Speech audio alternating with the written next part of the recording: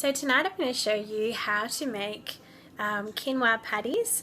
These are one of my favourite because you can make them and eat them that night for dinner and then store them in the fridge or freezer to eat at another time.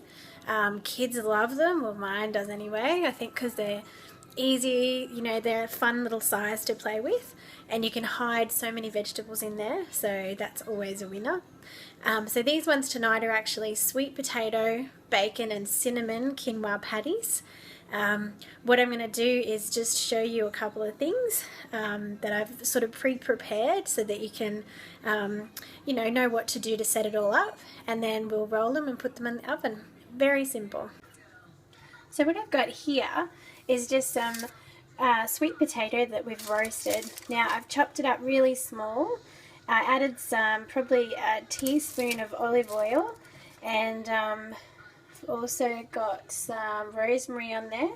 So I cook the sweet potato first until it's nice and sort of smushy, and then once it was ready and roasted, I actually chopped, diced 2 rashers of bacon, and once I turned the oven off because the sweet potato was ready, I chucked the diced bacon in there and then put probably I'd say 1/4 teaspoon of cinnamon in there and just put it back in the oven. So the oven doesn't have to be on, it'll actually just keep cooking in the heat. So that's what that is. Over here I've got, it was actually 2 cups of quinoa, which I cooked off in 4 cups of water, and it just absorbed it. What I've done though is just cut the amount in half because you don't need all that quinoa. What you can do is cut it in half and put the extra in the fridge. That way you've got some quinoa ready for the rest of the week as well, that you can add to your salads and beef up some meals.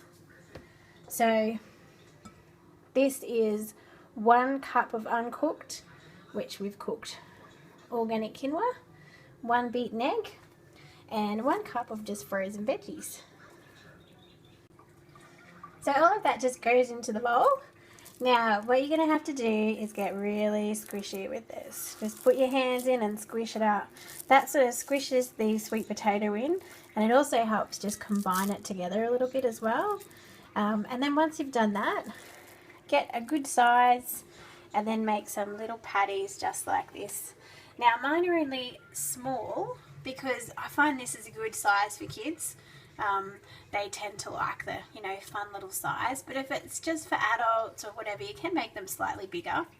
Just remember, probably just reduce the cooking time a little bit if you're going to make them smaller, just because you don't want them to dry out. Quinoa can dry out pretty easy in the oven.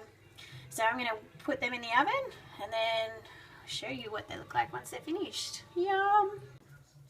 And there you go, all done.